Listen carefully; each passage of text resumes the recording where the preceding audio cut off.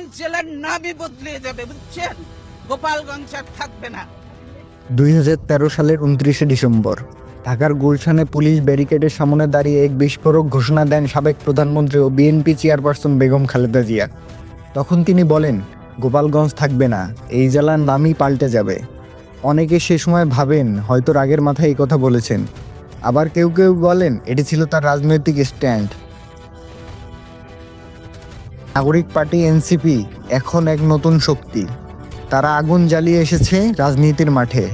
দলটির আহ্বায়ক নাহিদ ইসলাম গতকাল ফরিদপুর শহরের জনতা ব্যাংকের মোড়ে দাঁড়িয়ে আওয়ামী সন্ত্রাসীদের বিরুদ্ধে হুঁশিয়ারি দেন। এ সময় নাহিদ ইসলাম আরও বলেন, আমরা সাধারণ মানুষের পাশে আছি, একজন নিরীহ নাগরিকও যেন হয়রানির শিকার না হয়, অধিকার আদায় করেই ফিরব। আমরা গোপালগঞ্জকে আওয়ামী সন্ত্রাসী মুক্ত করব, যতই হামলা হোক না কেন আমাদের কেউ রুখতে পারবে না। সম্প্রতি গোপালগঞ্জের নাগরিক পার্টির সমাবেশে নিষিদ্ধ ঘোষিত আওয়ামী লীগ ও ছাত্রলীগ নারকীয় তাণ্ডব চালায়, যার ফলে সারা দেশে নতুন করে শুরু হয় অস্থিরতা। রাজনৈতিক অঙ্গনে দেখা দেয় মিশ্র প্রতিক্রিয়া।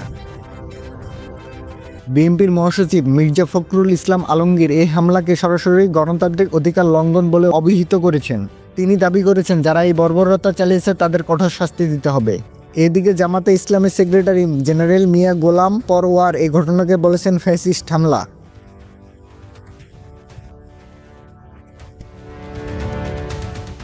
বিশ্লেষকরা বলেছেন, গোপালগঞ্জ এখন আওয়ামী সন্ত্রাসীদের ঘাঁটি, আর সেই ঘাঁটি ভাঙতে আবারও দেশের মানুষকে এক হতে হবে। এদিকে শুক্রবার দুপুরে বাংলাদেশ কোস্টগার্ডের পক্ষ থেকে জানানো হয়েছে, গোপালগঞ্জে নদীপথে চলছে বিশেষ টহল। দুষ্কৃতিকারীরা নদীপথ ব্যবহার করে যেন পালিয়ে যেতে না পারে, সেই লক্ষ্যকে সামনে রেখে গোপালগঞ্জ জেলার নদীপথে বিশেষ অভিযান শুরু করেছে তারা।